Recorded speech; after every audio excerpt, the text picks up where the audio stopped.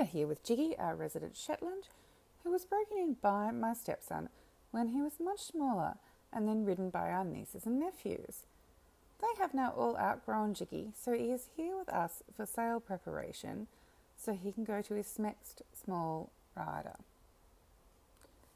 My focus on today's training session is to get Jiggy going forward ahead of me on the long reins in the Kula Lunge extra small.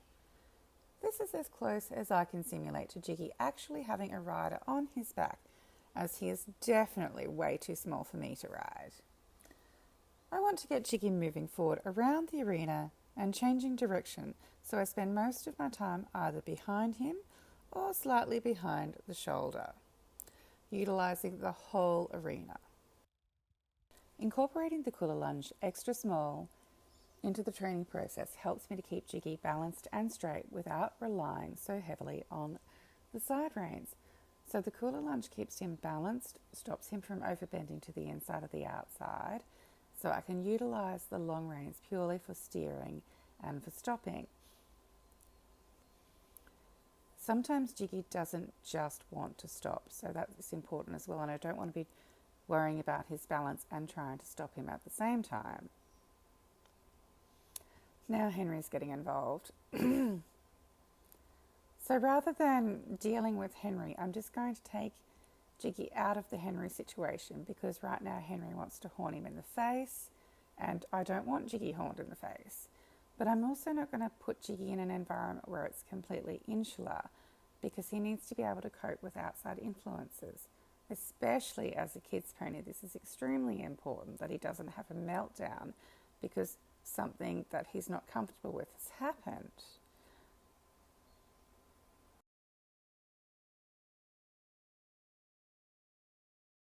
To finish off today's training session with Jiggy, I'm going to do a little bit of in-hand work at liberty.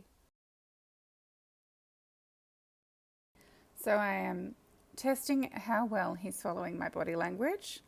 So I'm going to allow him to make the mistake if he makes a mistake, and he's actually stayed pretty attentive and followed me pretty well throughout this session. But again, I'm giving him an option. So there's a lot of value in teaching them to lead, follow your body language, work off voice commands, because he is designed to be a lead line pony for a kid that can't ride. So if you can control him from the ground, it's easier for the child to stay on top of him and to manage him without you having to drag him around the arena because he just won't go, for example. So if he understands that even when he has a rider on his back, he needs to follow you, your voice commands, your body language, he'll be much easier for the child to learn to ride on. So I like to test all of my horses in this way. It's especially important for your lead line or your child's pony, because you're too big to get on their back and handle them yourself. So you want to create a situation where you're going to get the least amount of problems possible, because you've developed that communication and obedience from the ground.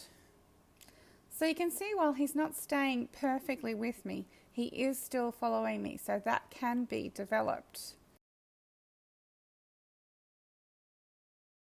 That's it for today's training session. Thank you for watching, and please subscribe to our channel Kula Lunge for more training videos.